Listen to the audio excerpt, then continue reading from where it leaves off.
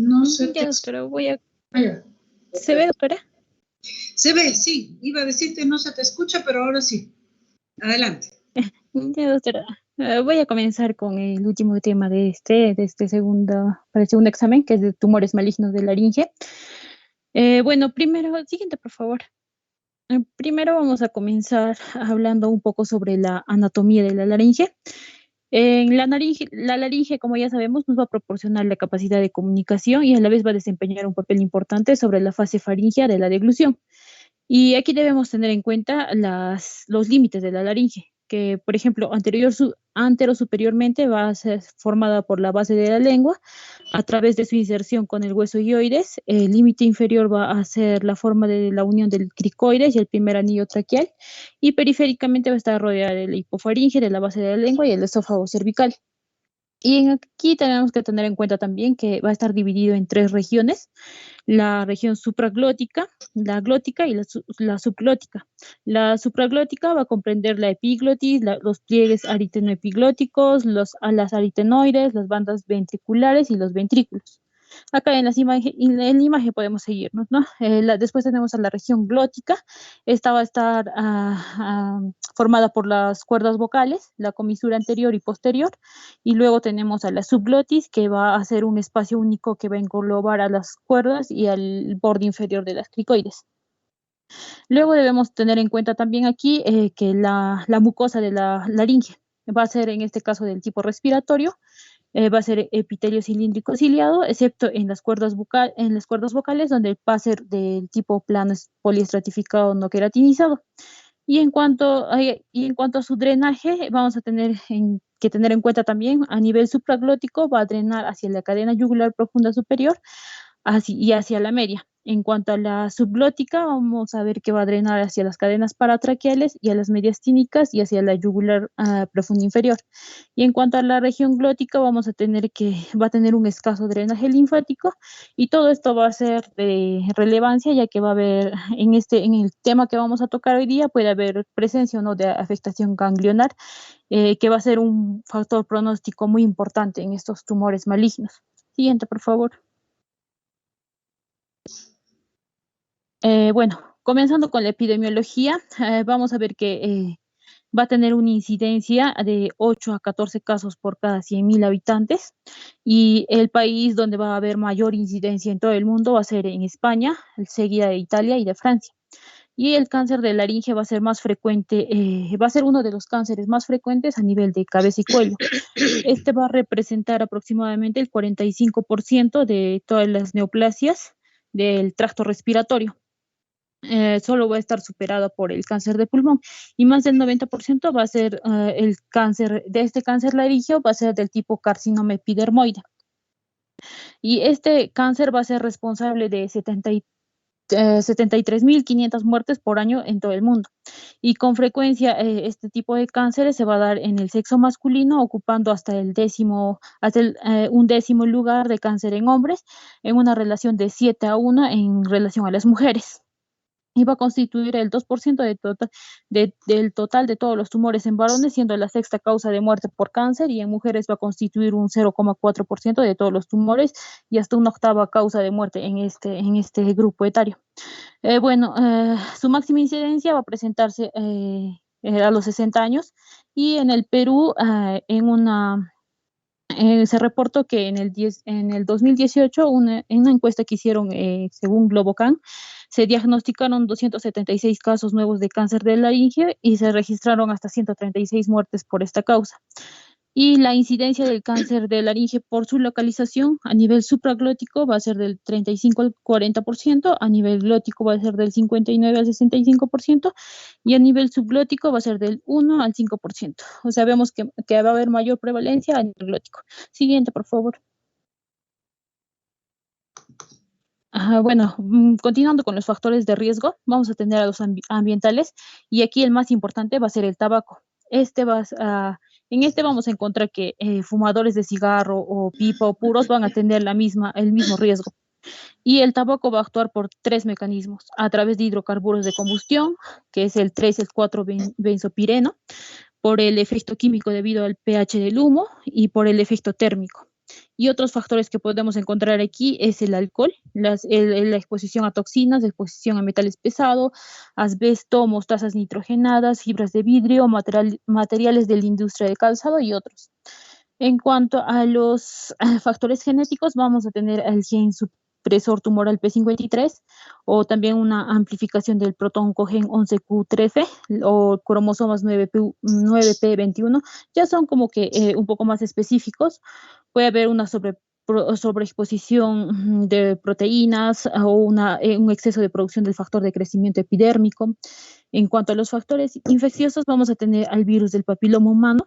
Este va a ser potencial oncogénico que ha sido demostrado en muchos cánceres como el de amígdala y en el laringio. En cuanto a los dietéticos y nutricionales, vamos a tener aquí la deficiencia de folatos, el nivel de vitamina B12, dietas pobres en vitamina A y C. Otros factores tenemos a las radiaciones ionizantes y dada que todas las mucosas de la cabeza y cuello van a estar expuestas a algún carcinógeno, va a ser frecuente encontrar esta neoplasia, ¿no? Siguiente, por favor. Luego tenemos a las manifestaciones clínicas. Los síntomas de cáncer laringio van a ser en las primeras fases de su evolución, van a variar según la localización tumoral, de modo que la sintomatología inicial en los tumores supraglóticos va a ser diferente de los glóticos y la de los subglóticos van a ser también diferentes a las demás áreas, ¿no? Y cuando el tumor va a crecer y va a desbordar alguna región donde se inició, puede pasar a ser un tumor transglótico. Y en este caso ya los síntomas van a ser un poco más comunes. Y aquí les pongo, ¿no?, para que nos guiemos mejor, los tumores supraglóticos, glóticos y subglóticos. Los supraglóticos van a dar síntomas más inespecíficos, por lo que van a diagnosticarse generalmente en fases tardías y suelen iniciarse pero con disfagia y odinofagia. Y estas se van a asociar a otalgia refleja, que va a ser la expresión clínica de la inervación compartida del oído y la laringe supraglótica y la faringe a partir del nervio vago y el nervio glosofaringeo. Luego también se puede presentar parestesias faríngeas, sensación de cuerpo extraño y alguna adenopatía cervical. En cuanto a los tumores subglóticos, a los glóticos vamos a tener que se diagnostican con más frecuencia en estados iniciales porque estos van a tener un inicio con disfonía persistente y progresiva y pueden asociarse también a una tos irritativa y en fases más avanzadas pueden presentar con disnea, estridor o síntomas más comunes con los otros dos.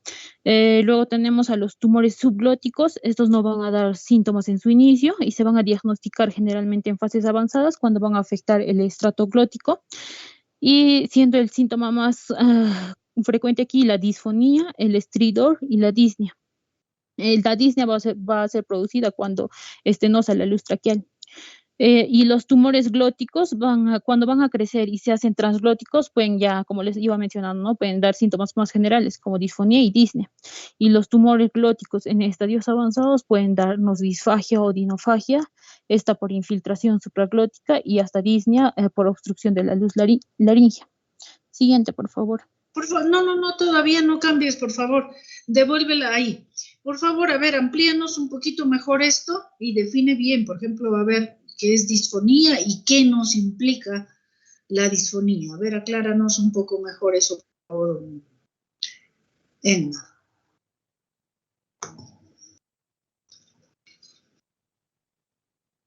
Doctora, de nuevo clasificó, no le estaba entendiendo bien. Sí, la signo-sintomatología. Por ejemplo, la otalgia refleja. ¿A qué se refiere? ¿Por qué pasa? La disfonía, ¿qué cosa es? ¿Dónde está el problema? ¿Qué nos indica? El estridor, ¿qué implica? ¿Dónde se produce? La disfonía va a ser la pérdida de la voz en ti. Por favor, a ver, empieza en orden, como has dicho. A ver, el supraglótico, ¿qué cosa nos produce y por qué?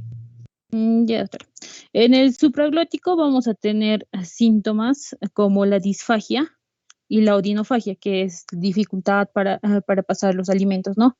Luego tenemos a la otalgia refleja. Esta va a ser una expresión... Perdón, ahí, por ejemplo, disfagia. ¿Qué cosa es disfagia y por qué se produce? Disfagia, ya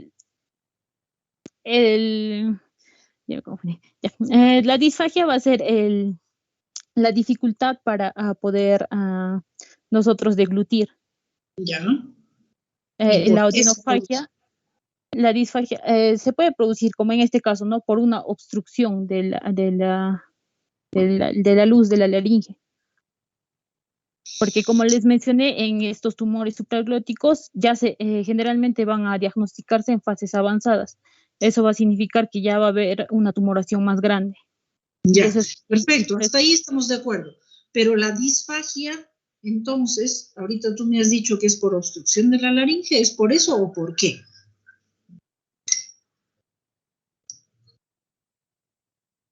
sí, doctora, es por la obstrucción de la luz de la laringe. Bueno, sigue. Ya, doctora, la otalgia refleja que va a ser la expresión clínica de la inervación que va a compartir el oído con la laringe a nivel supraglótico y con la faringe a través del nervio vago y el nervio glosofaríngeo. Ya, entonces, ¿por qué se produce otalgia en los problemas supraglóticos? Justamente por la inervación, doctora, porque estas van a estar inervadas por el nervio vago y por el nervio glosofaríngeo. Ya, muy bien, bueno, sigue. Parestesias Mm, faringias, ¿por qué?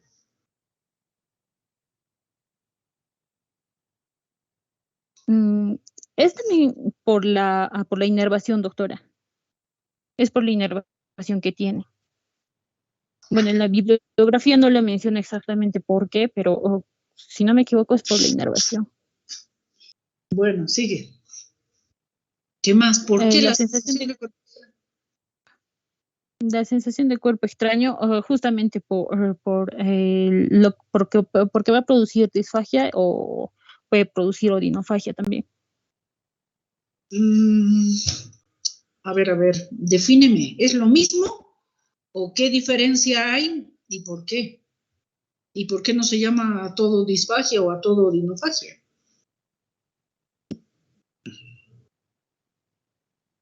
Sensación de cuerpo extraño. Lo mencionaba distinto, doctora, pero sí tenía mi duda también si ponerlo o no ponerlo, porque, o sea, como que a mi parecer creo que parecen un poco lo mismo. Por eso, corazón, tú eres la experta en este tema, explícanos. Tú eres la que ha estudiado esto. Doctora, de la sensación de cuerpo extraño no estoy muy segura cómo lo definiría. Ya, muy bien, bueno. Sigue entonces. Ya, sigue. Ya, doctora. Adenopatía cervical, porque vamos a ver, como ya les iba mencionando, ¿no? El drenaje linfático. Y como en estos casos de tumores supraglóticos vamos a encontrarlos en fases más avanzadas, ya va a haber como que metástasis a diferentes, por el drenaje linfático, ¿no? Y por eso es lo que se podría presentar aquí la adenopatía cervical. Luego, en los tumores glóticos, vamos a tener que estos van a iniciar con disfonía. Y como ya les iba mencionando, es la, ah, la pérdida de la voz. En este caso va a ser persistente y progresiva. El paciente va a sentir que no va a poder hablar o no va a poder expresarse bien. Luego, la tos irritativa. Y en estos casos también pueden presentarse disnea por que ya puede estar estenosando la luz, en este caso, la luz de la laringe. Luego tenemos a la subglótica, en esta les mencioné Perdón, que no no entendí das. bien la parte de la disfonía. ¿Podrías explicarnos mejor?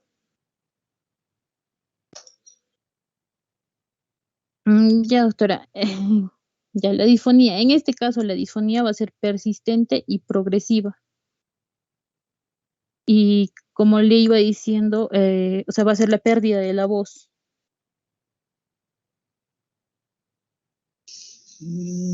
Ya, pero ¿por qué se pierde la voz y por qué es progresivo?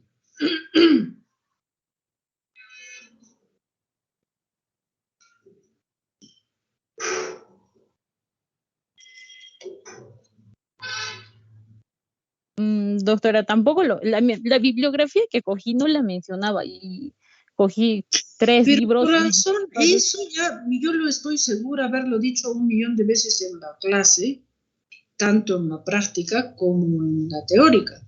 ¿Y qué significa? Incluso les he dicho que la disfonía es un signo patognomónico. ¿Qué significa patognomónico, Emily? Propio de una patología, doctora.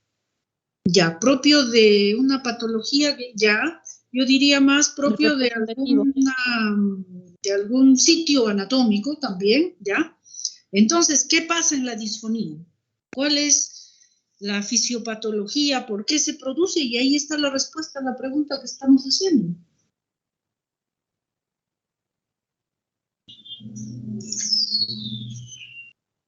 A ver, ¿alguien quiere decirlo? Por eso ya lo hemos repetido 1.000.000 de veces, ¿no?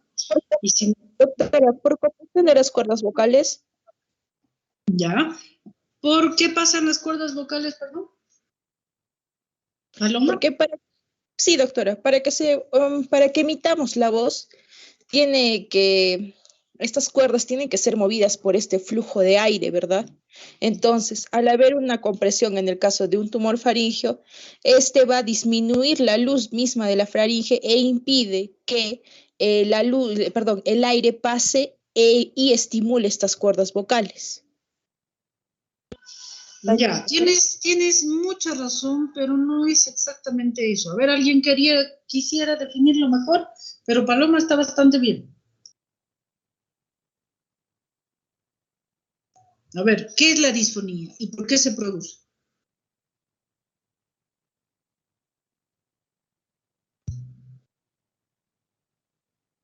¿Nadie? Bien, lo dejaremos pendiente. Sí, dime. Dime, alguien iba a hablar.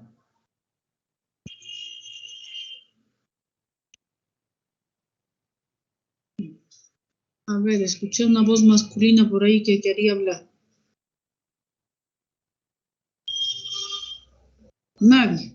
Bueno, ya queda pendiente lo de la disfonía. ¿Por qué la tos irritativa?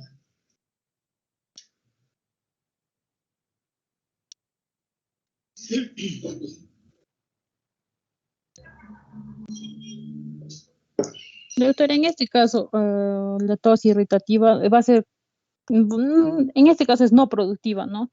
Porque puede ser causada por una irritación en la mucosa de la laringe. Ya, perfecto. Pero ¿por qué no es productiva? ¿Por qué es irritativa? Esa es mi pregunta. Por la lesión de la mucosa, doctora, a ese nivel. Ya, bueno, muy bien. ¿Y la disnea? La disnea, doctora, es por obstrucción de la luz laringea.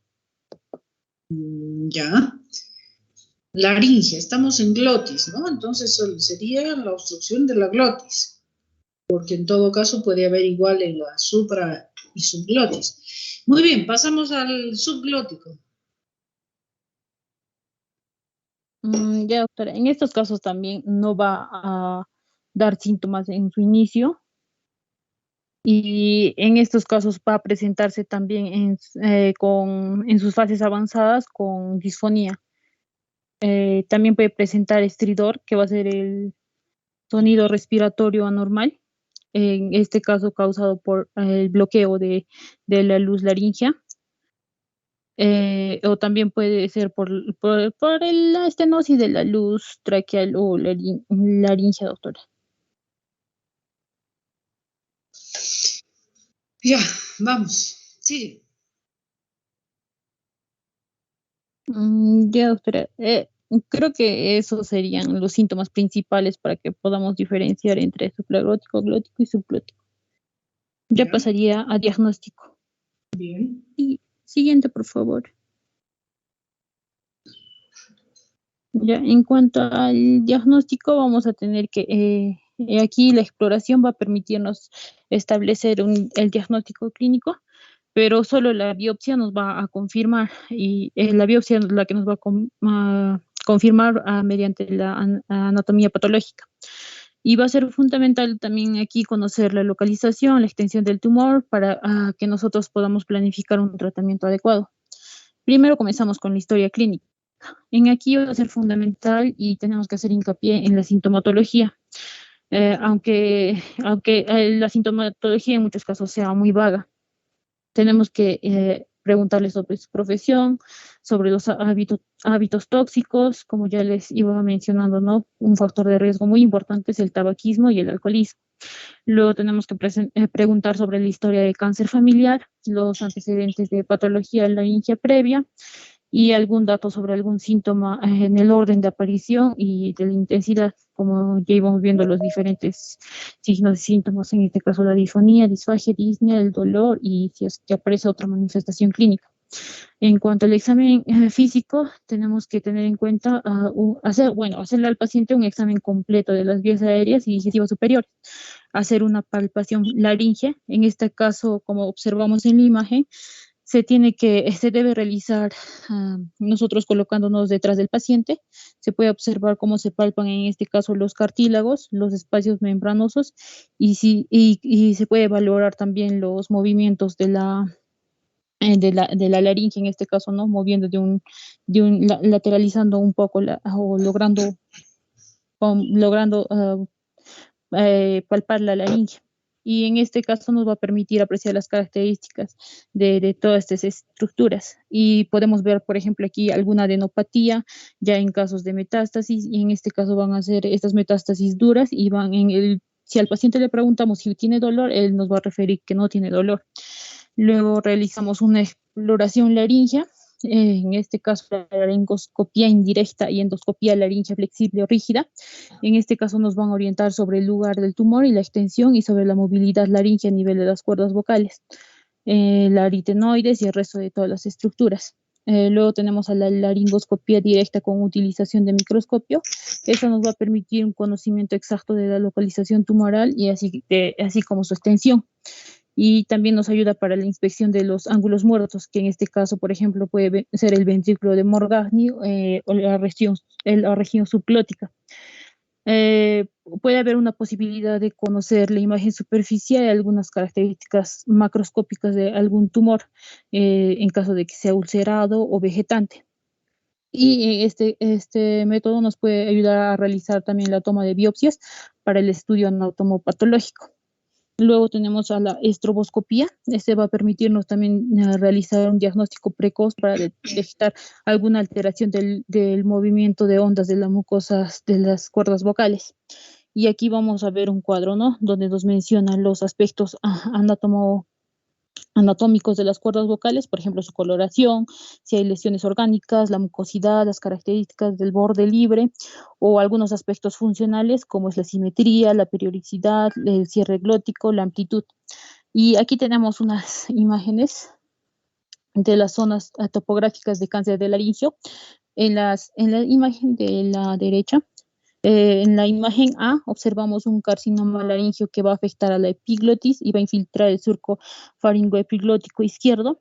En la imagen B vamos a ver que va a ser un carcinoma de cuerda vocal izquierda que se va a extender ligeramente hacia la región subglótica y hacia la región del ventrículo homolateral. Y la imagen C vamos a ver que es un carcinoma transglótico infiltrante que afecta a la hemilaringe izquierda en su totalidad. Siguiente, por favor. Luego tenemos algunas pruebas de imagen que podemos aquí utilizar, como la radiografía de partes blandas con alto kilovoltaje en proyecciones posterior, anterior y lateral, que pueden aportar información en relación con la extensión de la lesión debido a algunas partes blandas y al cartílago. Estas pueden contrastar algunos espacios aéreos y pueden proporcionar un estudio de contraste mediante el aire. Luego tenemos a la tomografía computarizada.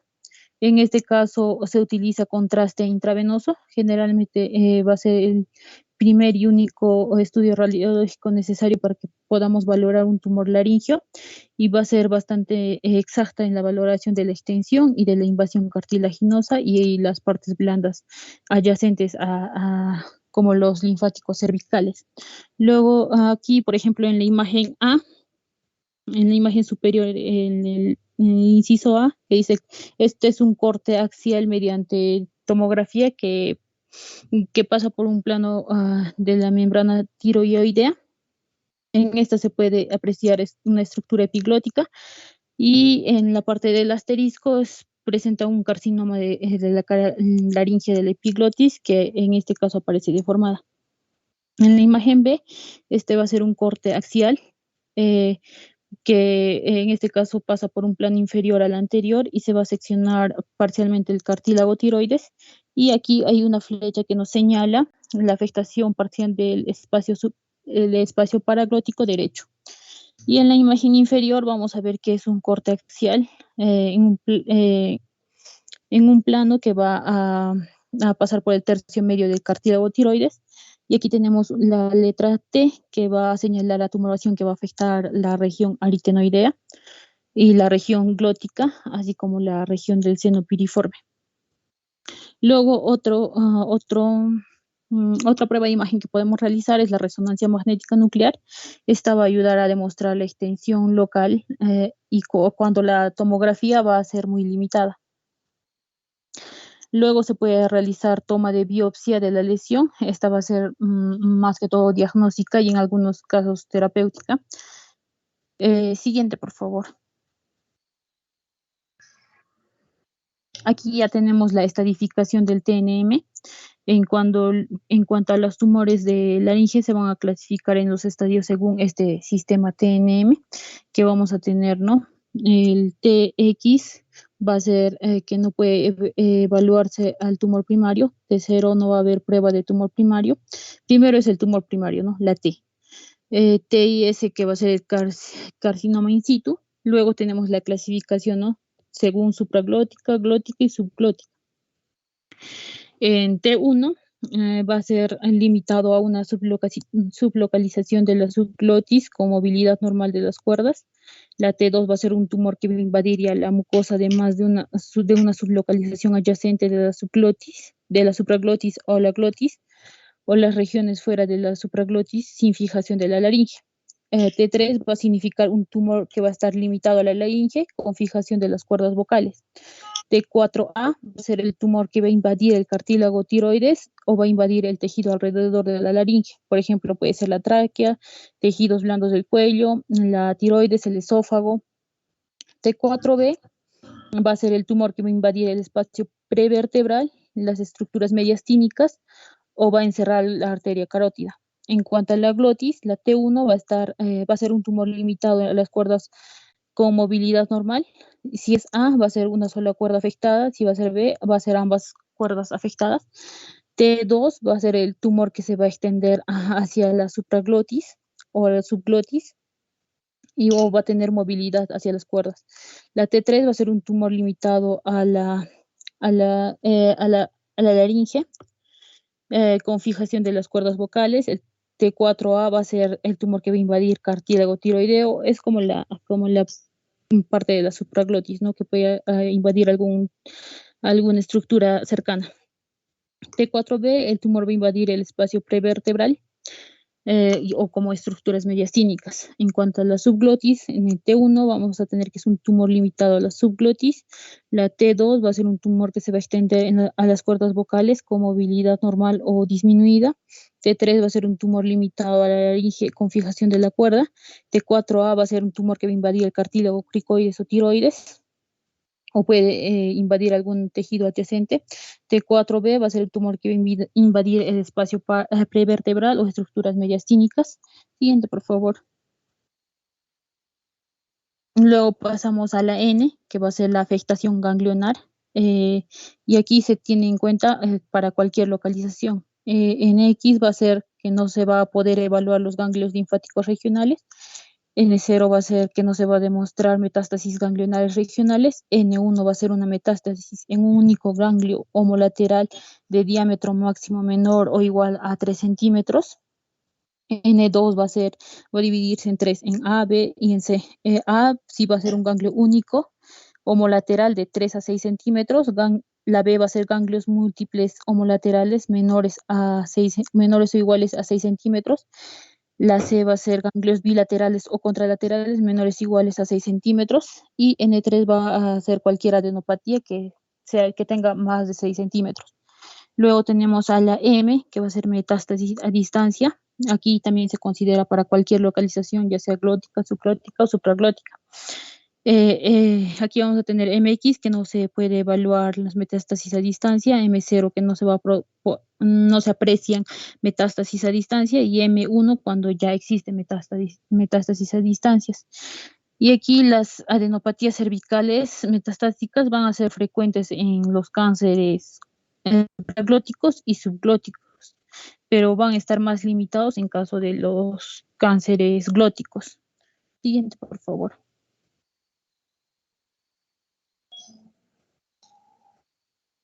Y aquí tenemos, ¿no?, los diferentes estadios en los que podemos encontrar estos cánceres. Si es estadio 0, es estadio 1, y esta va a ser la combinación de las tres, del tumor primario, de la afectación ganglionar y de la metástasis, si es que existe, ¿no?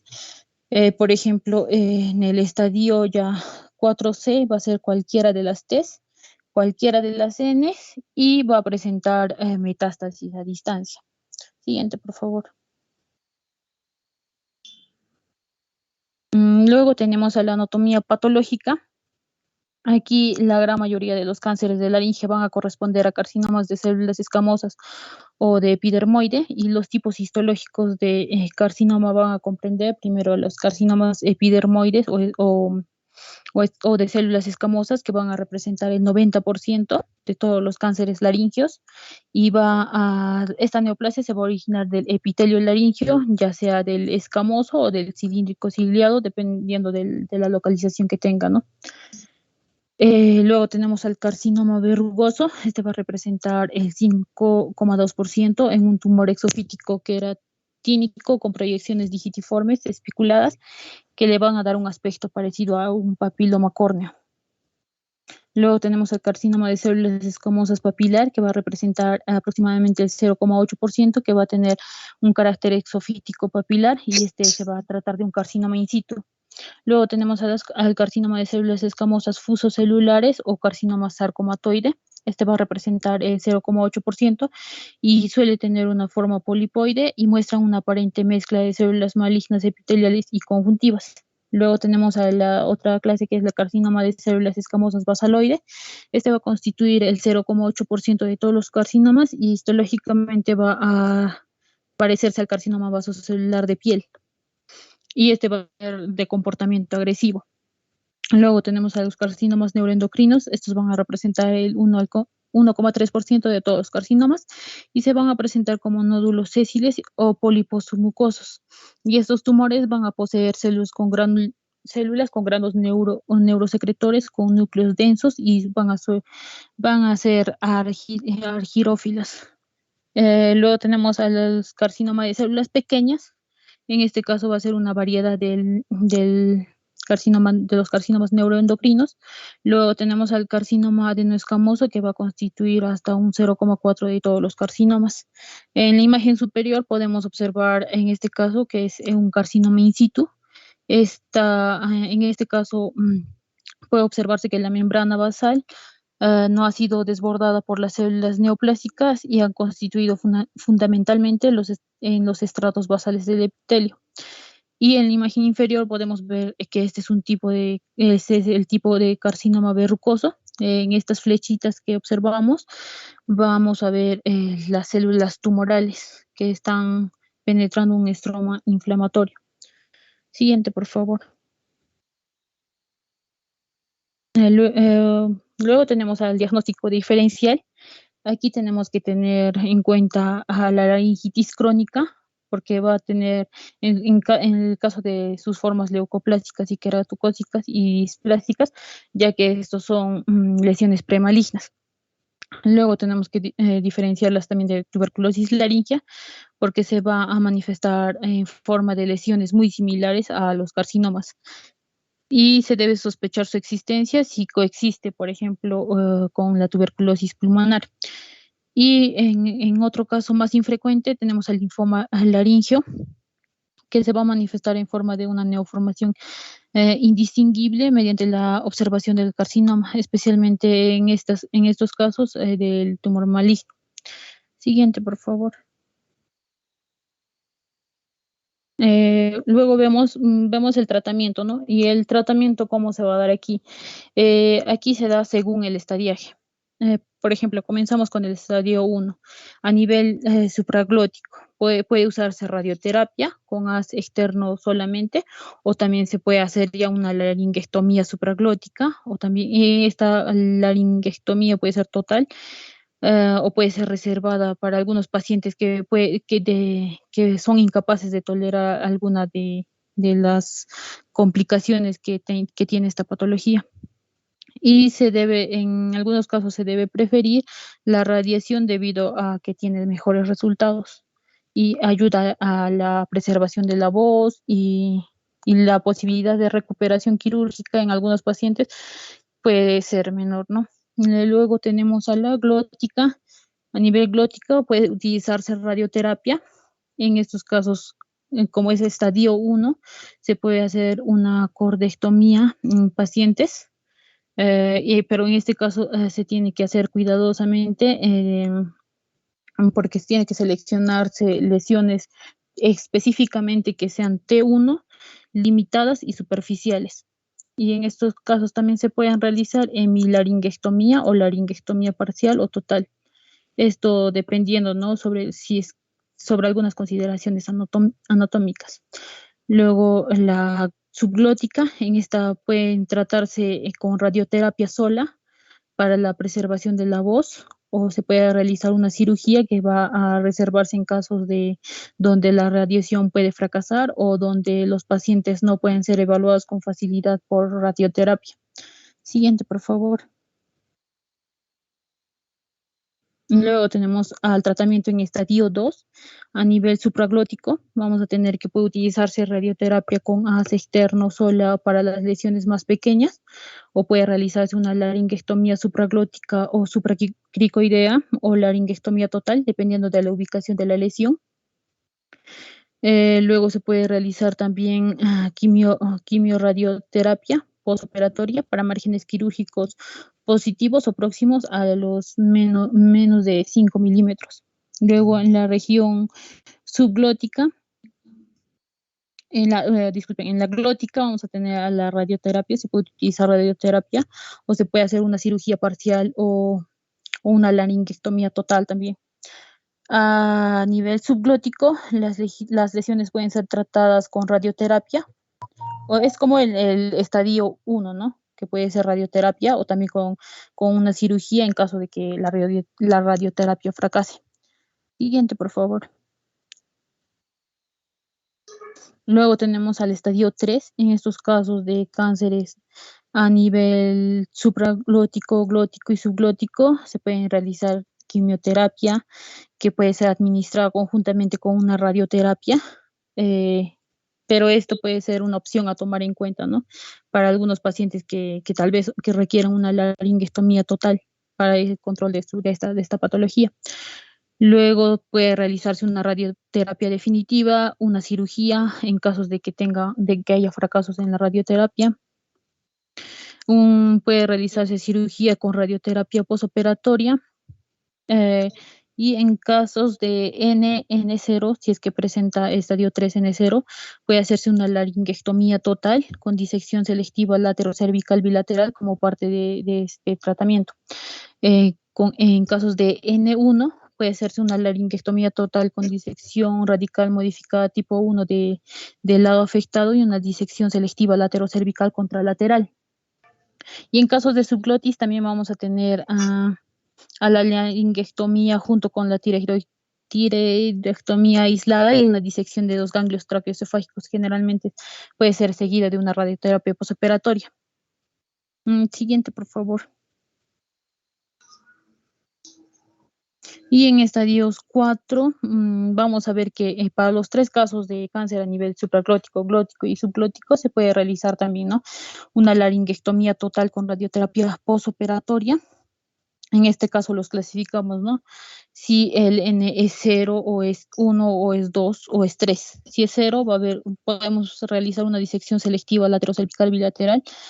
N1, una disección radical modificada del tipo 1 del lado afectado. N2, una disección radical modificada, en este caso conservando la vena yugular interna. En la N2 una disección radical modificada, la N3 una disección radical clásica. En estos casos de estadio 4 también se puede realizar quimioterapia administrada conjuntamente con radioterapia. Y también se le puede realizar radioterapia definitiva y en algunos casos, ya que tengan fracaso a esto, se le puede realizar una cirugía. Siguiente, por favor. Ya. Aquí tenemos un cuadro donde más o menos les quería resumir algunas de las principales técnicas y cuándo son usadas, ¿no? Por ejemplo, la cordectomía va a ser usado para tumores glóticos en estadio específicamente en T1. La hemiglotectomía va a ser usado para tumores glóticos con cuerda móvil y así, ¿no? Y así la laringectomía horizontal, la laringectomía supracticoidea y dependiendo de las características que tenga el tumor. Siguiente, por favor. Ya, bueno, y para hacer el seguimiento y pronóstico, vamos a ver que el seguimiento en tumores laringeos debe realizarse al primer año, una revisión de cada mes o cada 3 meses. Al segundo año, una revisión de cada 2 a 4 meses. Y el tercer al quinto año, una revisión cada 4 a 6 meses. Y por encima del quinto año, ya una revisión de mínimo 6 y máximo 12 meses. Y se puede emplear aquí una radioterapia. Si se emplea una radioterapia, debe monitorizarse en estos casos de estos pacientes la TSH, ¿no? Cada 6 a 12 meses.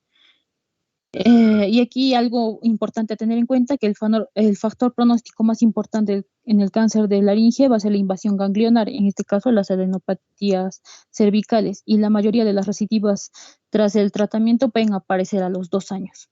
Y aquí tenemos una clasificación, ¿no?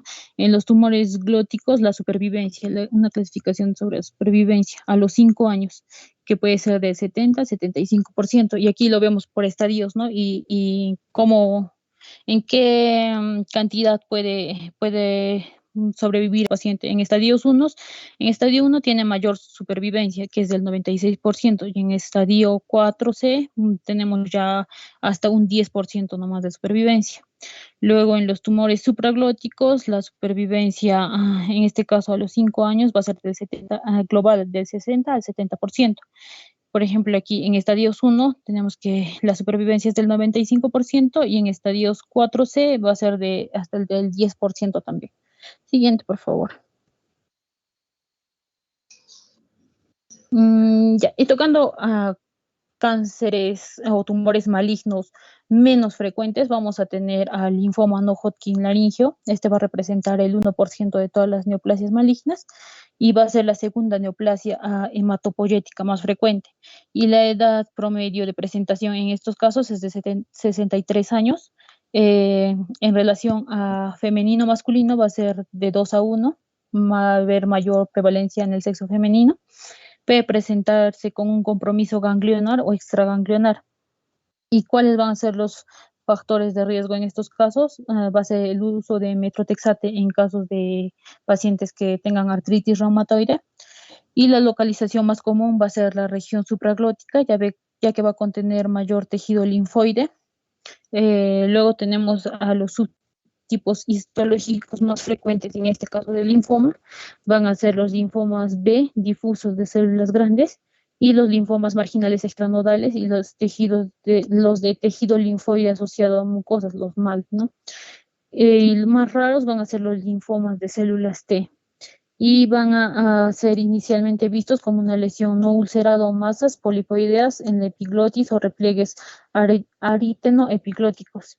Y en cuanto a la clínica, estos tipos de tumores van a ser inespecíficos, la clínica va a ser inespecífica, puede presentarse pero con disfonía, disnea, tos, disfagia, fiebre y pérdida de peso.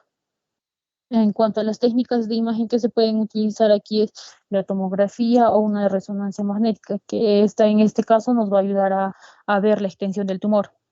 Y en cuanto al tratamiento, aquí se puede realizar una radioterapia o una quimioterapia, y en casos de quimioterapia se puede utilizar ciclofosfamida, doxorubicina, vincristina o prednisolona.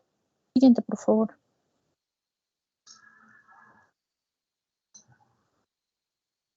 Otro tipo de tumor maligno muy infrecuente es el linfoma del tipo mal primario laringio. Este también va a representar el 1% de estos tumores laringios. A nivel supraglótico va a encontrarse en un 77%, a nivel subglótico en un 18% y a nivel glótico en un 5%. La edad media en estos casos va a ser de 50 años. En la etiología va a ser, en este caso, enfermedades inflamatorias crónicas, como es el síndrome de Sjögren, lupus eritematoso sistémico, tiroiditis de Hashimoto o alguna gastritis asociada al Helicobacter pylori. Histopatológicamente aquí va a haber presencia de lesiones linfoepiteliales que van a estar formadas por la invasión de linfocitos. En la clínica va a variar dependiendo de la localización y el tamaño. Puede presentarse con disfonía, obstrucción o disfagia. Para el diagnóstico tenemos aquí dos exámenes que podríamos realizar, que es la tomografía computarizada o la tomografía con emisión de positrones. Y para el tratamiento se puede realizar una radioterapia en casos de enfermedad localizada y quimioterapia en casos de que la enfermedad ya sea diseminada o sistémica. Y el tratamiento de la enfermedad, y aquí un punto importante es que se tiene que tratar la enfermedad por reflujo gastroesofágico en caso de que el paciente lo presente. Y también muy importante erradicar el H. pylori. Y se puede realizar también una extirpación quirúrgica en caso de que sea posible o en caso de que el paciente lo requiera. Siguiente, por favor. Luego tenemos adenocarcinoma de laringe. Esta va a representar del 0,35 al 0,5% de todas las neoplasias laringeas malignas. Esta va a tener una elevada agresividad y una tendencia a producir metástasis en ganglios linfáticos regionales y a distancia. Y su origen podría encontrarse en las glándulas seromucosas localizadas en la submucosa de la laringe. Y las localizaciones predominantes en estos casos de adenocarcinoma van a ser la región supraglótica y la subglótica. Y en cuanto a la etiopatogenia desconocida, en cuanto a su etiopatogenia va a ser desconocida y no se va a asociar a ningún factor conocido. El diagnóstico va a ser netamente histológico y el tratamiento en estos casos, y claro, se puede realizar también tomografías y resonancias para poder determinar, ¿no? Pero la que tenemos como diagnóstico es la histología o la anatomopatología. En el tratamiento vamos a tener la resección quirúrgica, que va a ser agresiva con márgenes libres, o también se puede realizar una quimioterapia con cirugía para prevenir metástasis a distancia o en combinación con alguna radioterapia para pacientes que presenten ya metástasis a distancia. Siguiente, por favor. Luego tenemos al condrosarcoma de laringe. Esta neoplasia también va a ser muy infrecuente y va a ser de origen cartilaginoso. Esta va a representar del 0,5 al 1%. Va a ser el segundo tumor maligno más frecuente y la edad de presentación va a ser de 60 a 70 años, aunque ningún tipo de tumor está libre de que lo puede presentar una persona más joven, ¿no?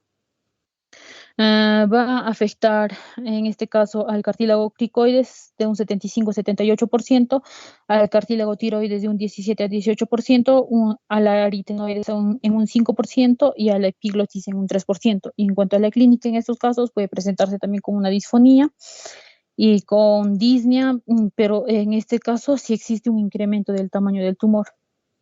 Y también puede presentar disfagia o tos.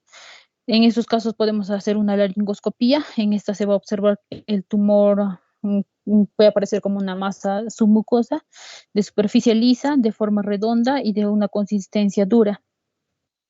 Algunos estudios complementarios que se puede hacer es la tomografía computarizada, que va a mostrar una masa bien circunscrita y podensa, con calcificaciones moteadas, con desplazamiento de las estructuras y hasta destrucción del cartílago. Y el diagnóstico, como ya les mencionaba, como en todos los tipos de cánceres, va a ser histológico, ¿no? Mediante una biopsia.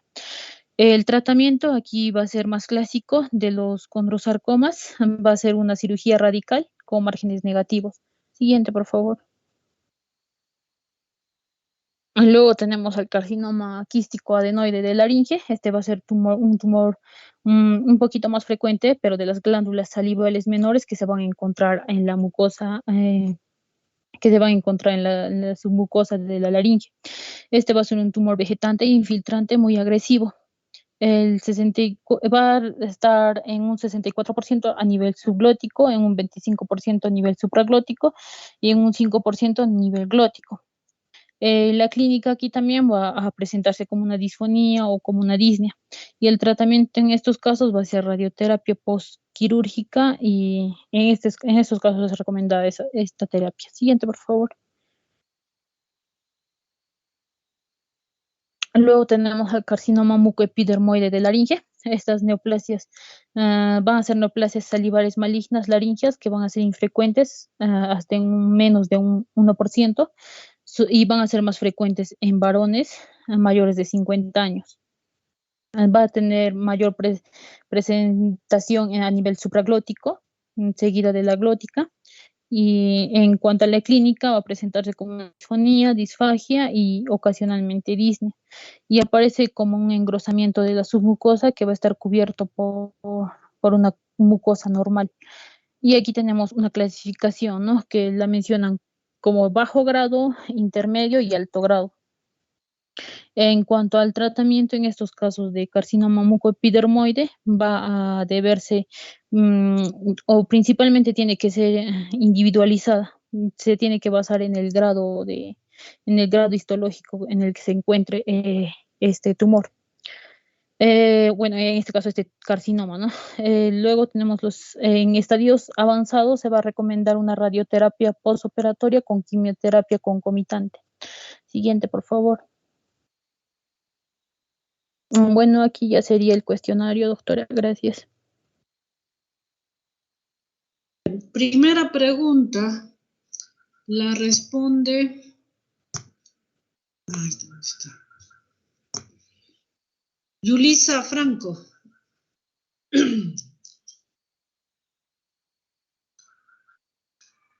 A ver, ¿dónde está Yulisa? Lee la pregunta, Xiomara. Ya, doctora. Según el tipo histológico. Yulisa, si no está Yulisa, a ver, Magali. Espera, responde esa pregunta. Según el tipo histológico de cáncer de laringe, ¿cuál tiene mayor incidencia? Doctora, buenas tardes. En este caso es el carcinoma epidermoide, como le mencionó. Ya, ¿qué dice? Sí, está bien. Xiomara, ¿y quién respondió, Magali o Yulisa? Magali. Ya, muy bien, Yulisa faltó. Muy bien, siguiente pregunta, doctora. Responde Evelyn. ¿A qué nivel se presenta mayor incidencia de cáncer de laringe en países anglosajones?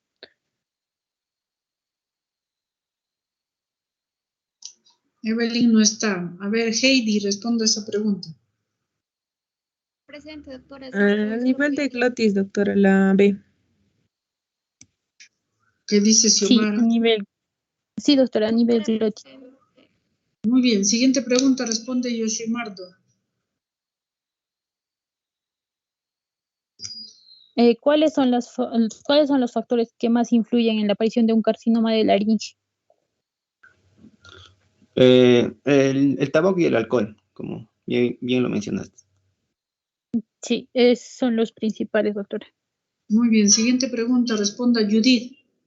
Doctora, sí estuve presente, solo que mi audio se demoró en prender.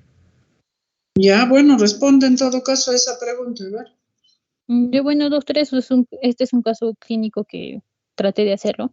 Es un paciente varón de 65 años con antecedente de tabaquismo y alcoholismo y que viene a consulta por presentar desde hace meses odinofagia, sensación de cuerpo extraño, parestesias laringeas y otalgia. ¿En qué lesión se debería sospechar? Doctora, se debería de sospechar en un carcinoma supraglótico, ¿no? Por la clínica del paciente, porque ya desde hace varios meses presenta la odinofagia, además el cuerpo extraño. Y otalgia, doctora.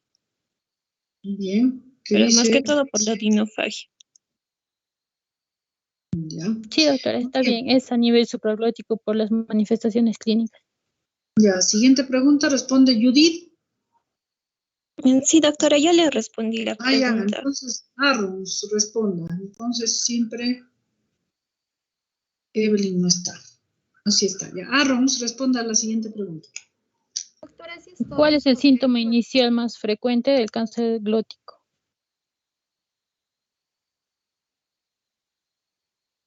Arrows. No está. Doris, entonces.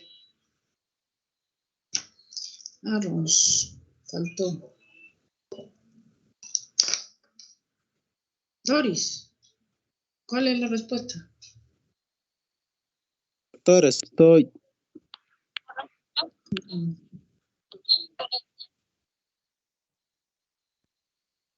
Ya, muy bien. Siguiente pregunta, Arrows, entonces, que recién se ha conectado. Las Ya, adenopatías cervicales metastásicas son frecuentes en los carcinomas, excepto. Doctora, ¿se me escucha? sí, sí. Doctora, sí estoy hablando, no sé qué es lo que pasa. Se para colgando este programa. Caray, pero ahorita te escuchamos bien. A ver, ¿cuál es la respuesta? La pregunta 5, ¿verdad, doctora? 6. Es la 6, es la 6. Sí, doctora. Es la Es las 6, las adenopatías cervicales. adenopatías cervicales. Las ¿Cuál es? glóticas, doctora. La B, glóticas. ¿Qué dice Sí, doctora, Xiomara? sí, doctora, a ese nivel va a haber menos metástasis. La donde se encuentra más es a nivel supraglótico y subglótico. Ya, bueno, menos, perfecto. Muy bien, siguiente. Doctora, buenas tardes. Yo Siguiente. estoy presente, doctora, solo que mi micro estaba mucho más bajo Ya, y no se bien, escucha. responde la séptima pregunta entonces. ¿Cuál es el diagnóstico diferencial más frecuente de cáncer de laringe?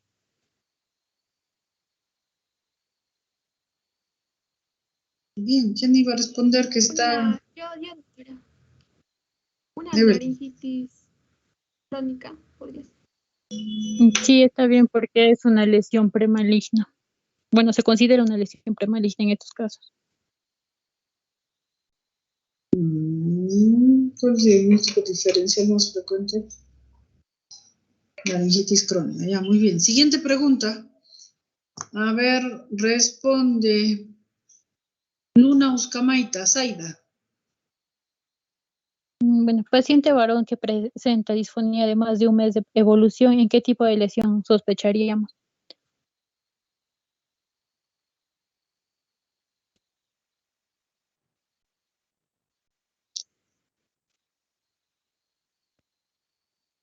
Que acaba de salir rumbo al hospital.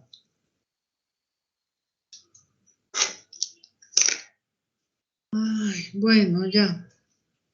De todas formas, no está. Paloma ya nos respondió. Noeline Cochea, responde a esa pregunta. Doctora, buenas tardes. Hola. Sí, doctora, la respuesta sería, según lo explicado, cáncer glótico, doctora. Ya, ¿qué dice Xiomara? Sí, doctora, por el tiempo y porque primero tenemos el síntoma de disfonía, así sería glótico, doctora. Muy bien. Siguiente pregunta, responde Lucas. Presente, doctora. Siguiente pregunta. ¿Cuál es el tratamiento en tumores glóticos en estadio 1? ¿Cuál es el tratamiento de tumores glóticos en estadio 1? Bueno, según en estadio, radioterapia, sería radioterapia. Ya sé, radioterapia y cordectomía. Sí, estaría bien porque cordectomía, como ya les iba mencionando, es principalmente para estadios 1. Ya. Siguiente pregunta, responde Yarami. Indica cuál es el factor pronóstico. Yarami, sigue. Sí, indica cuál es el factor pronóstico más importante del cáncer de laringe. A, adenopatías cervicales, B, disnea, C, odinofagia, D, otalgia refleja, la E, disfonía. En este caso sería la A, adenopatías cervicales. Sí, estaría bien porque este es el factor más importante para que nosotros podamos ver el estadiaje también. Muy bien, Xiomara, nos has hablado de cordectomía. ¿Qué es cordectomía? Mientras tanto, deja de compartir, gracias. Voy poniendo mi pantalla. A ver, Xiomara, ¿qué es cordectomía? Has hablado tanto de cordectomía.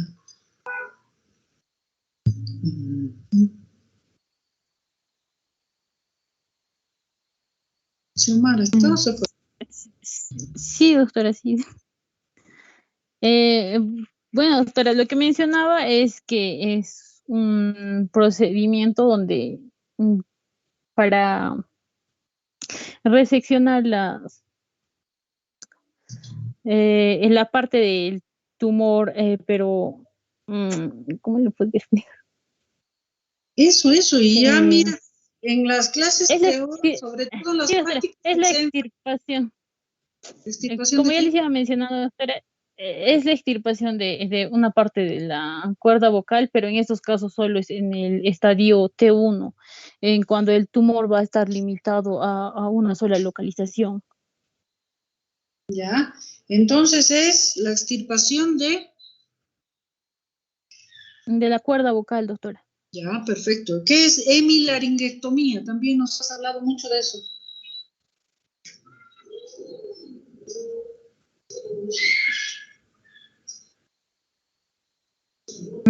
Doctora, es en este caso va a ser la extracción de un solo lado de la laringe, hemi.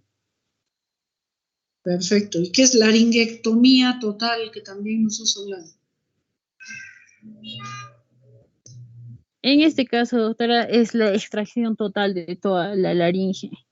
Ya, perfecto. Muy bien. Y por cierto, si sacamos toda la laringe, que la laringe es la comunicación entre la faringe y la tráquea, ¿cómo respiramos? ¿Cómo hablamos? ¿O cómo habla ese paciente o cómo respira? Doctora, se le tiene que hacer una abertura a nivel traqueal donde se le coloca un aparato. Aparato.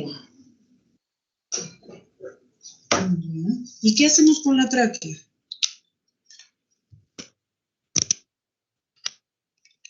Doctora, bueno, dependiendo de la localización también se puede hacer en algunos casos de estos cánceres una traqueotomía, si no me equivoco mencionaba.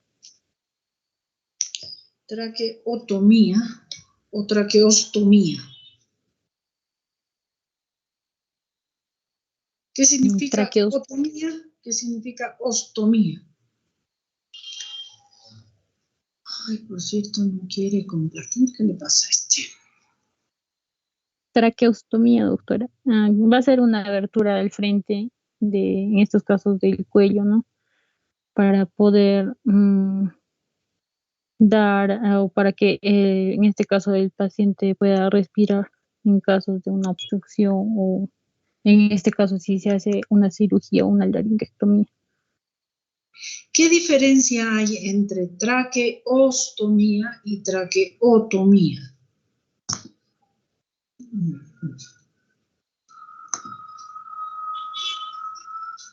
La traqueostomía va a ser, doctora, cuando en este caso va a fijarse la tráquea. O sea, van a ser procedimientos quirúrgicos similares, pero en la traqueostomía se va a hacer una fijación a nivel de la tráquea hacia el cuello, hacia la piel del cuello.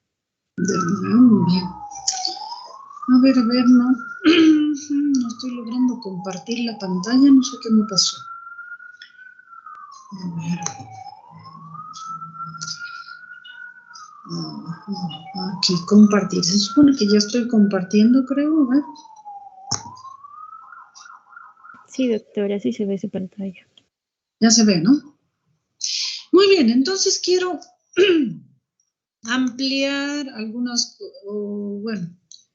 aspectos que ha mencionado vuestra compañera. Por ejemplo, ha dicho que en los tumores supraglóticos hay alteraciones en la deglución, ¿cierto? Que sería disfagia y odinofagia.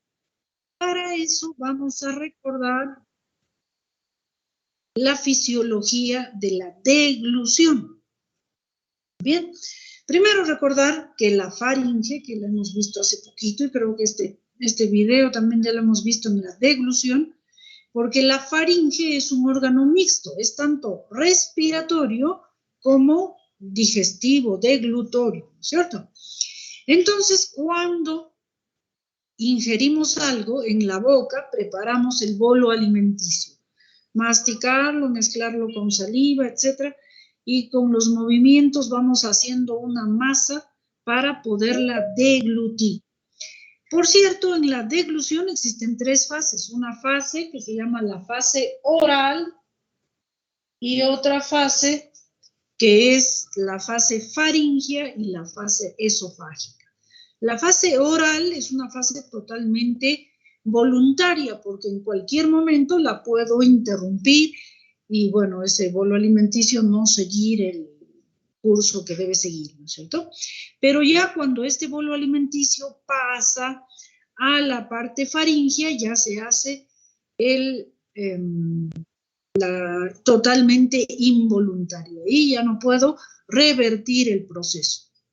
Entonces ya la fase faríngea y la fase esofágica ya son totalmente automáticas. Bien, entonces en la deglución, este bolo alimenticio, cuando decidimos deglutirlo, Doctora, no sé si estará proyectando diapos, pero no se ve diapositiva. Solo se ve su pantalla.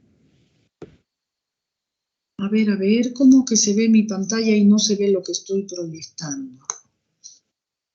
Sí, solo se ve la pantalla. No se ve, doctora.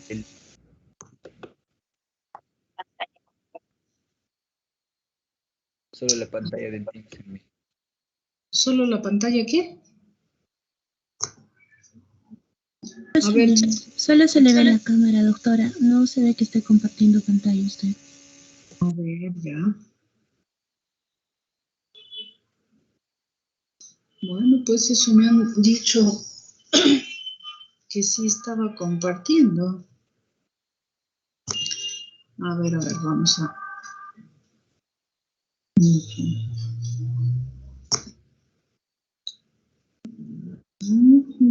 A ver, dejo de compartir vuestra... Compartir contenido. No.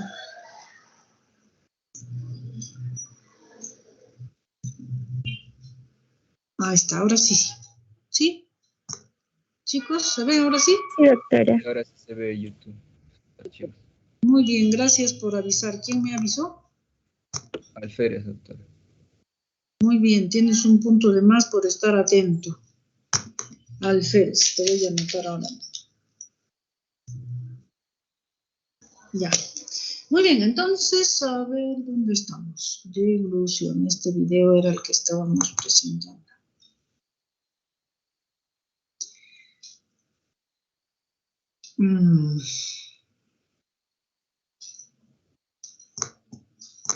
¿Qué pasa? Que no quiere pasar el video otra vez. No, ya está abierto el video, por eso. Ya, ahora sí. Muy bien, entonces estábamos en que esta faringe, que ya sabes se divide en rinofaringe, orofaringe, hipofaringe o laringofaringe, porque está a la altura de la laringe. Tiene la faringe una función respiratoria y deglutoria. Por ahí pasa la comida y por ahí pasa el aire. En cambio, la laringe es eminentemente respiratoria, por ahí no pasa la comida, pero a lo que el objetivo de mostrarles este video, para recordarles la deglución, es en base a lo que acaba de decir vuestra compañera, que en un tumor de laringe, que la laringe no tiene aparentemente nada que ver con la comida, pero se produce odinofagia o disfagia. Entonces vamos a ver por qué. Decíamos que el bolo alimenticio tiene una fase oral, que es la preparación del bolo alimenticio, que es totalmente voluntaria. En cambio, la fase faríngea y la fase esofágica ya son totalmente involuntarias. Entonces, vamos a ver, y recuerden, miren aquí ustedes la laringe. Esta es la epiglotis, esta aquí a este nivel están las cuerdas vocales y este es el cartílago cricoides, que en este caso está partido a la mitad para que podamos verlo, ¿cierto? Entonces, y este es el hueso hioides. ¿Qué ocurre cuando nosotros deglutimos? Cuando este bolo alimenticio está preparado y decide pasar a la siguiente fase. Lo primero es de que la úvula, paladar blando, se va hacia atrás y hacia arriba. ¿Para qué? Para ocluir, para proteger la nasofaringe, para que la comida no se vaya hacia arriba. Entonces, este velo del paladar se pega atrás, cerrando la orofaringe. Y más bien la lengua, aquí ven ustedes, empuja el bolo alimenticio. ¿Y qué pasa en ese momento? Miren ustedes, la laringe, toda la laringe sube y la epiglotis y se va hacia adelante. Y la epiglotis cae hacia atrás para cerrar la entrada de la laringe, para que el bolo alimenticio, miren ustedes aquí, el bolo alimenticio está tocando la epiglotis, la empuja para proteger la laringe y que ese bolo alimenticio pase hacia el esófago. Y toda la laringe se va hacia adelante, miren ustedes ese movimiento hacia adelante y hacia arriba. Y la epiglotis ocluye totalmente la entrada de la laringe. Entonces, para que el bolo alimenticio pase hacia el esófago y no hacia la laringe. Entonces, cuando casos como el que ha hablado vuestra compañera, incluso en las prácticas hemos visto de algún cuerpo extraño que está allí atragantado en la laringe, ¿por qué influye o produce molestias a la deglución? Porque se impide, se dificulta este movimiento de la laringe. Cuando el bolo alimenticio está pasando, la laringe, ustedes mismos ahorita tóquense la laringe y deglutan un sorbo de saliva, van a notar que la laringe se va adelante y arriba. Entonces, cuando hay tumor, pues este movimiento no va a ser adecuado porque va a haber una masa extra que esté dificultando ese proceso. O si es que el tumor ya es muy grande y se hace extra laringe. Entonces, eso es importante que recuerden ustedes que, y otra cosa, ¿en qué momento, dónde pasa ese proceso? Si el tumor, como ya vuestra compañera lo ha descrito, si el tumor estuviera aquí a nivel de la glotis o de la subglotis, no va a producir mayores alteraciones deglutorias. La alteración deglutoria se produce más cuando el tumor está a nivel supraglótico, porque la supraglotis, principalmente la epiglotis, es la que sí tiene un efecto bastante importante protector durante la fase deglutoria. Bien, entonces eso para que recuerden bien cómo es la deglución y cómo la laringe influye en la deglución. Ahora les voy a mostrar otro videito que nos muestre una... Primero este video para mostrarles cómo se produce la voz. Tienen ustedes el tracto respiratorio desde la nariz. La nariz y termina en la tráquea, bronquios y la propia faringe. ¿Qué pasó aquí?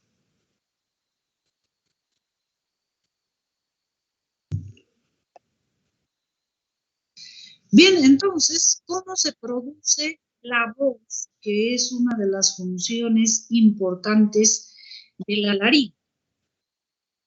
Cuando los pulmones se llenan de aire y luego viene el proceso expiratorio. Se exprime, se escurre para eliminar el aire por la tráquea a el diafragma. Doctora, disculpe, está entrecortado su audio.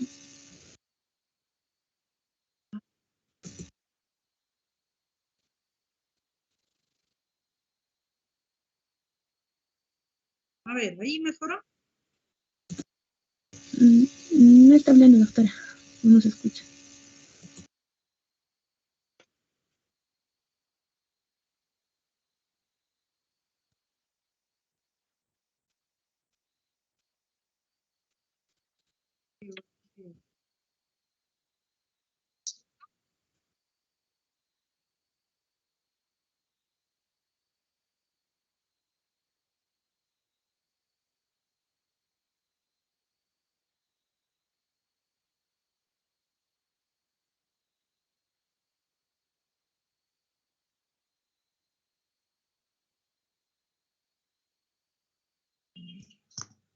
Aquí.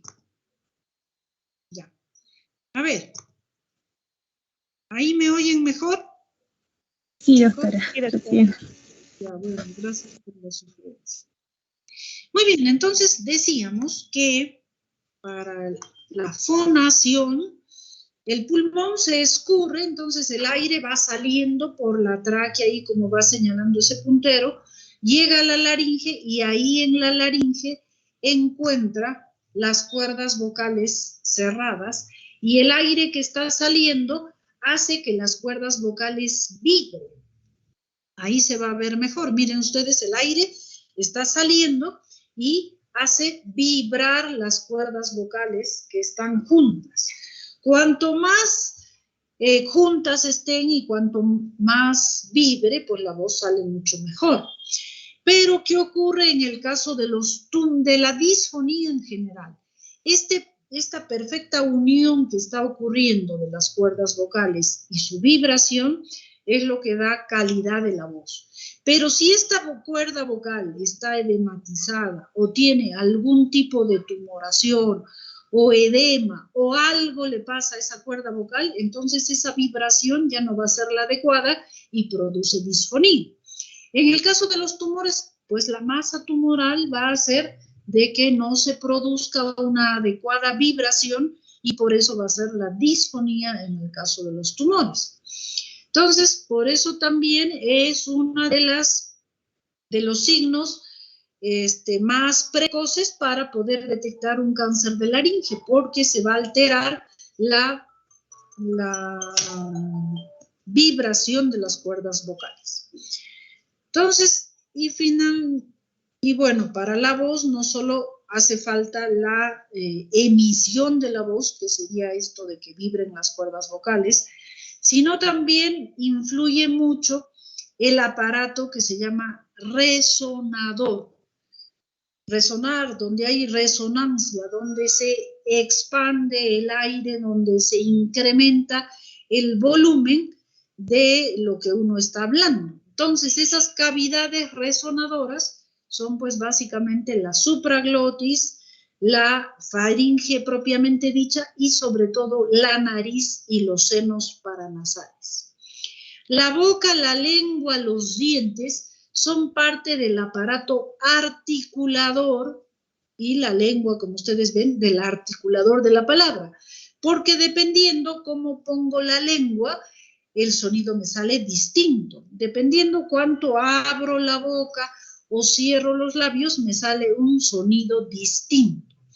Entonces, la articulación de las palabras es eso, es la unión, la articulación de cada uno de los sonidos que vamos emitiendo para que salga diferentes sílabas, sonidos y después palabras. Y los senos paranasales, estas cavidades que ustedes conocen de la nariz, son los que forman el aparato resonador, es donde el sonido va a hacer eco para incrementar la intensidad del sonido que emitimos.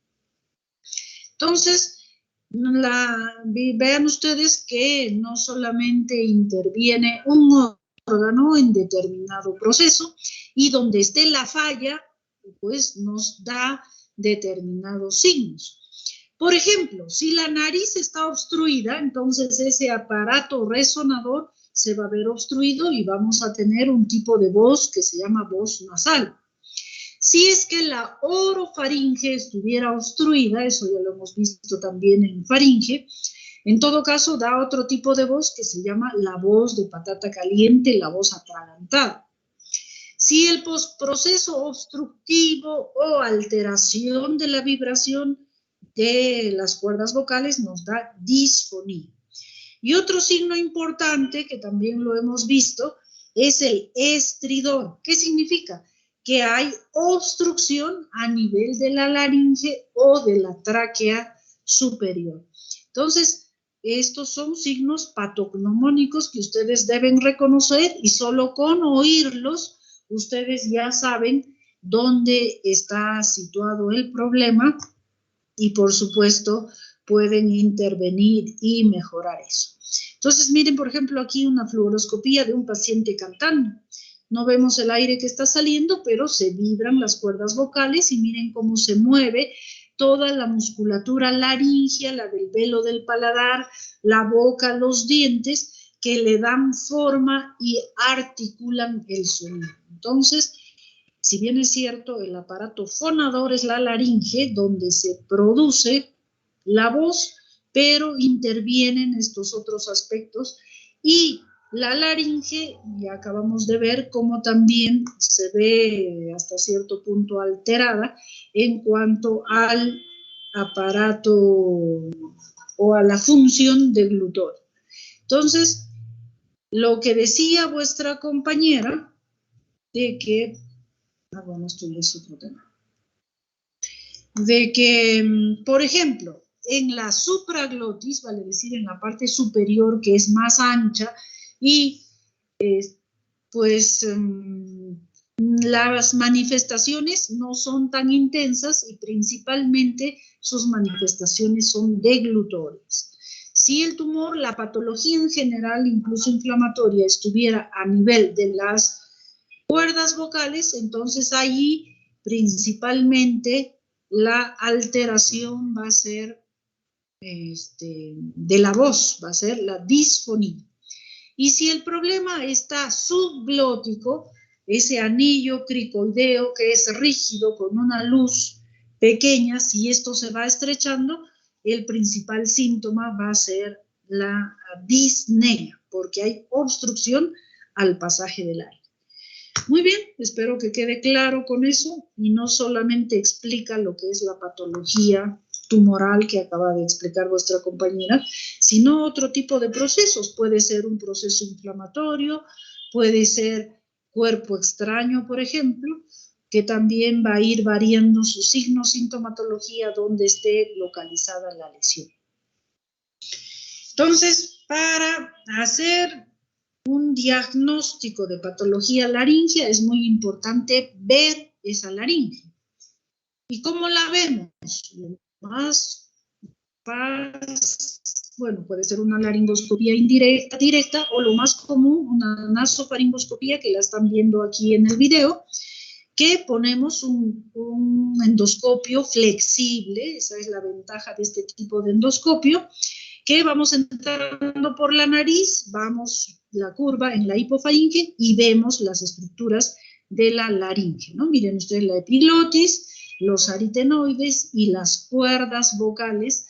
Y otra ventaja muy importante, que podemos ver el movimiento de las cuerdas vocales, porque mientras vamos haciendo el examen, le pedimos al paciente que fone, que diga I, etcétera, o que hable en general, y vamos a ver los movimientos que se produce durante la fonación. Muy bien, entonces, ¿queda alguna duda, algo para nuestro examen de laringe o faringe, chicos? Para ya cambiar de tema. Muy bien, muchas gracias. Bien. Si no hay más dudas, preguntas, entonces vamos a pasar a recordar un poquito lo que es la anatomía del oído.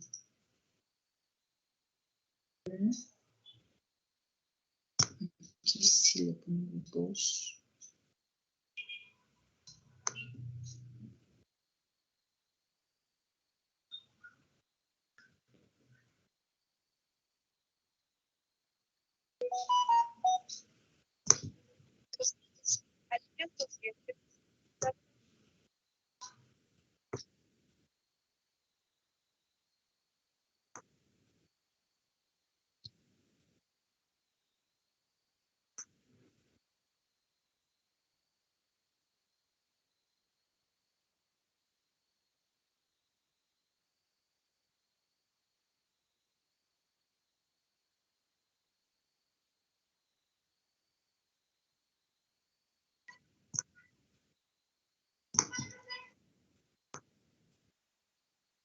Doctora, no te escucho. Se escucha. A ver, bien.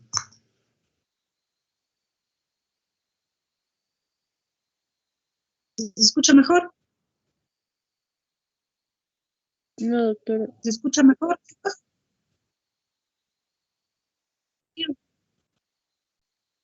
El audio no se ha escuchado. Bueno, lo hablaremos entonces. Bien, entonces, a ver, está corriendo el video. Bien, entonces el oído, para recordar la anatomía del oído, se divide en tres, ¿no es cierto? El oído externo, el oído medio y el oído interno. El oído externo está formado por el conducto auditivo externo y el pabellón auricular. El oído medio básicamente es lo que llamamos la caja del oído medio, la caja timpánica. Está formado por ese espacio, por delante está la membrana timpánica, arriba está el ático y el tegmen timpani, tiene una pared posterior, laterales, y en el piso está la trompa de Eustaquio, un órgano muy importante para que entre aire y salgan secreciones y ayuda mucho en la función de la audición.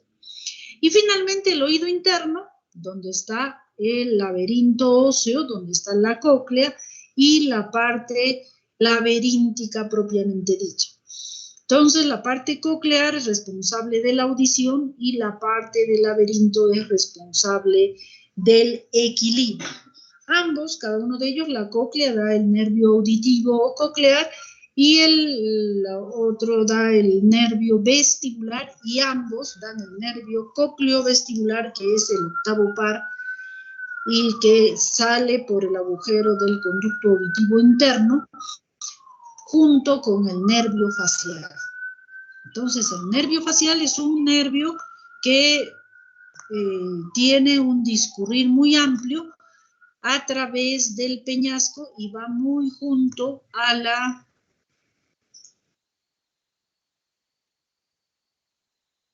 las del oído y son muy fáciles que se compliquen con patología propiamente de oído. A ver cómo retrocedemos esto. ¿Sí? Muy bien. Entonces, ahí un poco de recordar la fisiología de la, no, perdón, la anatomía del oído. Y ahora vamos a ver un videito de que cómo se produce la audición. Y eso nos ayuda mucho a entender cómo escuchamos, cómo se produce este fenómeno de la audición. Esto no es.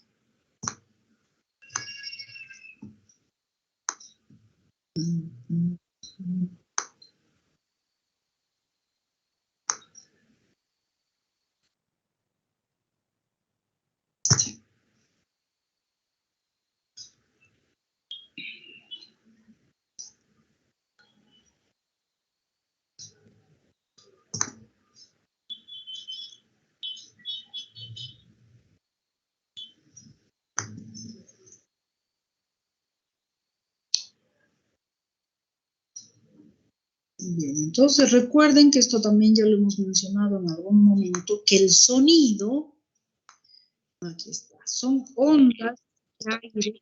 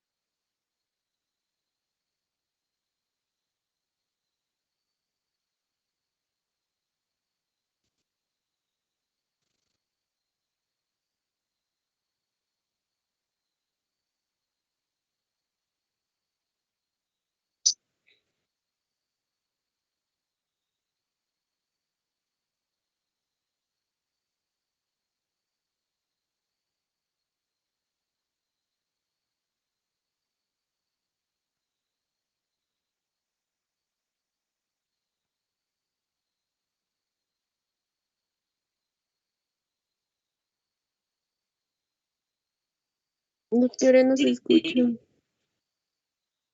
¿No se escucha?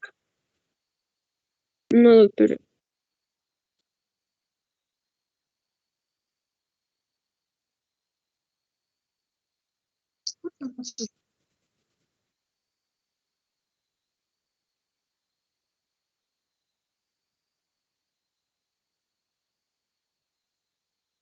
¿No se ha escuchado nada del video, chicos? No, doctora, no se escucha. No, doctora, no se escucha.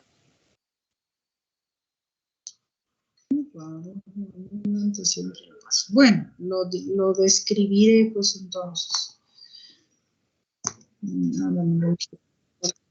El sonido. Ya.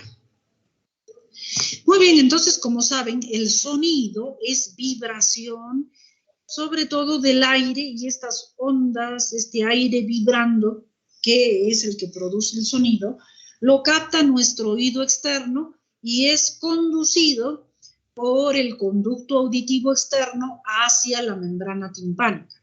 Estas ondas que están vibrando chocan, impactan contra la membrana timpánica y esta que está adosada al martillo, entonces va a hacer que se mueva el martillo y este a su vez golpea el yunque y este al estribo. El estribo golpea la ventana oval, que es un pequeño orificio cubierto con una membrana, detrás de la cual está este laberinto óseo donde está la cóclea. Entonces, al golpear el estribo, la ventana oval, mueve los líquidos endolinfáticos que están en esta zona y este movimiento de los líquidos que están dentro del caracol cóclea estimulan las células ciliadas y es así como se produce el sonido. Algo importante que esta vibración del sonido, como por lógica serán, o se darán cuenta que al vibrar primero impacta en la rampa inferior de la cóclea y luego va subiendo y ascendiendo hacia el ápice. Entonces, algo, ¿qué pasa? ¿No está corriendo? Ya. Y algo muy típico, a esto se le llama tonotopía. Están viendo cómo se está empezando a dibujar de colores la cóclea y aquí al lado están los colores con la interpretación. Entonces, por ejemplo aquí, esto a nivel de donde da la primera curva se oye los 4000 a 7000 hercios. En la parte media están los tonos medios, los tonos entre 1000 y 2000. Y en el ápex están los tonos graves, 200, 150, etc. Entonces, este movimiento de los líquidos estimula el movimiento de la membrana tectoria y de las células ciliadas. Su nombre lo dice, células ciliadas. Tienen estos cilios que son los que se mueven y dependiendo de cuál de estos es estimulado, entonces ese movimiento mecánico que hacen los líquidos se transforma en impulso eléctrico y viajan por los nervios hacia el cerebro. Como decíamos, por el agujero o conducto auditivo interno va el nervio cócleo-vestibular hacia el tronco y el cerebro, hacia la corteza cerebral, donde es donde se interpreta el sonido para saber qué cosa estamos escuchando y darle contexto a ese sonido que estamos escuchando. Entonces, esta es la función de la audición que tiene el oído y para que funcione adecuadamente, pues por supuesto necesitamos la indemnidad de todas estas estructuras, del oído externo, el oído medio y el oído interno, y también su vía nerviosa, por supuesto. Y como ven aquí en la figura, la trompa de Eustaquio, este tubo que comunica el oído con la nariz. Por este tubo entra aire, porque este oído es una caja llena de aire en la que están los huesecillos, por supuesto, y si no funcionara la trompa, pues tampoco funcionaría adecuadamente la función auditiva y el oído. Entonces, para que recuerden esta anatomía y fisiología de la audición y puedan ustedes relacionarlo con las patologías que vamos a ir estudiando en este capítulo. Muy bien. Entonces, para recordar un poquito de la anatomía nuevamente, lo que ya hemos visto hace un momento, aquí está, que el oído está situado en el hueso temporal y en la parte del peñasco. En este peñasco que es parte del hueso temporal es donde está situado el oído. Tiene el conducto auditivo externo, que lo conocemos, que es por donde entra externamente los sonidos, etc. Y por donde el nervio cócleo-vestibular sale hacia el tronco y el cerebro, es el conducto auditivo interno. Entonces, el oído externo, ya hemos dicho, es una estructura fibrocartilaginosa que sería el pabellón auricular, seguido del conducto auditivo interno, conducto auditivo externo. Este conducto auditivo externo tiene una parte ósea y una parte fibro o cartilaginosa. Y este conducto, y eso le da movilidad a la parte fibrocartilaginosa y le da también el aspecto sinuoso de su presentación. El conducto auditivo externo mide aproximadamente unos 2.5 centímetros y que lo podemos ver muy fácilmente, como los que han ido a las prácticas han podido verlo. Y el oído medio, esa caja llena de aire donde están los huesecillos del oído, es el oído medio, que tiene también una función sumamente importante en la audición, y después de que el estribo golpea la membrana oval, se produce o se transforma el sonido de energía mecánica en energía eléctrica. Esta caja timpánica o caja del oído medio, le llaman caja, es así, un paralelepípedo con 6 caras y 6 lados. Entonces tiene diversas estructuras. Por ejemplo, en esta le han sacado la membrana timpánica para ver el contenido y le han sacado los huesecillos del oído, para que podamos ver en su integridad. Entonces, miren ustedes, el piso del oído medio está en relación a básicamente los vasos grandes, la vena yugular y la carótida.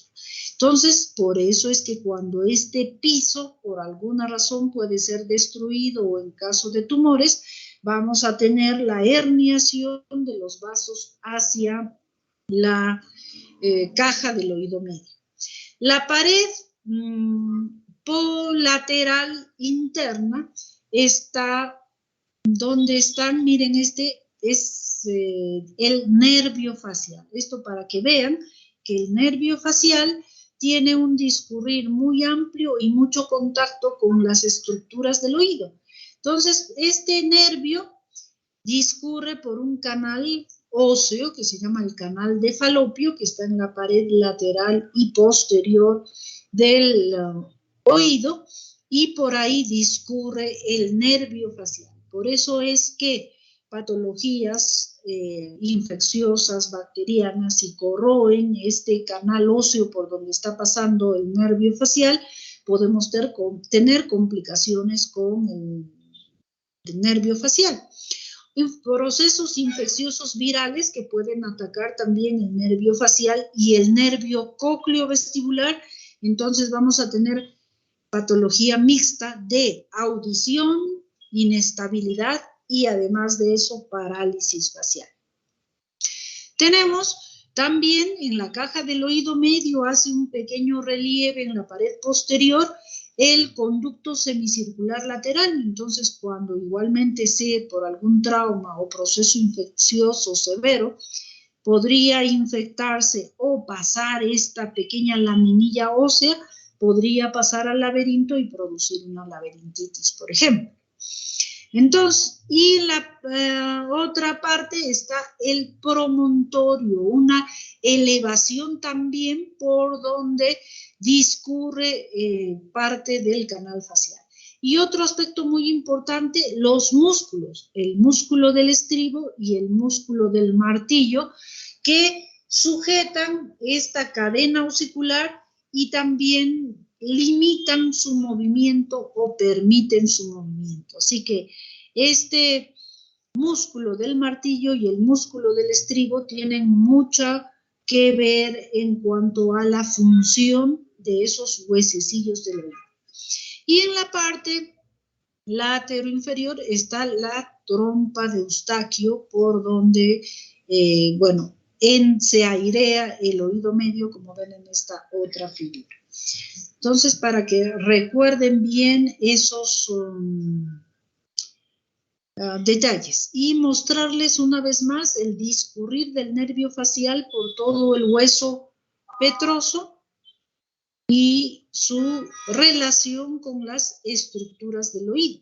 Incluso en esta caja del oído medio, en esta figura no está, pero hay un trayecto del nervio facial que se llama la cuerda del tímpano, que es una ramita, aquí lo han cortado, la cuerda del tímpano, pero miren ustedes, cruza libremente a través de ese espacio aéreo la cuerda del tímpano, que es una rama del nervio glosofaringio y que tiene que ver con la sensación gustativa.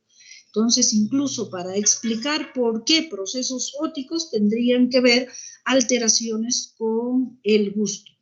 Miren, aquí se ve mejor la relación del piso de la caja timpánica con la carótida y con la yugular. Y en la parte más anterior, en relación al conducto auditivo externo, está la mandíbula, ¿no? El cóndilo, donde se articula la mandíbula, que ustedes incluso ahorita pueden poner su dedo dentro del conducto auditivo, mover, abrir y cerrar la boca y van a sentir los movimientos de la articulación temporomandibular.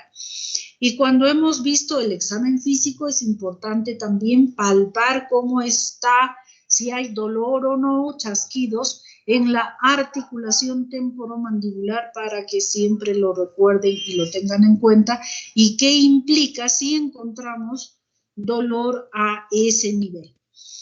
Bien, y ya después viene el oído interno, que lo veremos al final, que es pues la parte coclear, donde este estímulo auditivo se transforma en vía nerviosa en la parte de la cóclea, y la parte laberíntica, que es responsable del equilibrio, que lo iremos viendo también detrás. Muy bien, entonces, ¿hasta ahí alguna duda, pregunta, chicos? Hola. Nada, estos chicos ya se... Muy bien, entonces hasta ahí nos quedamos por ahora y en la próxima clase continuamos con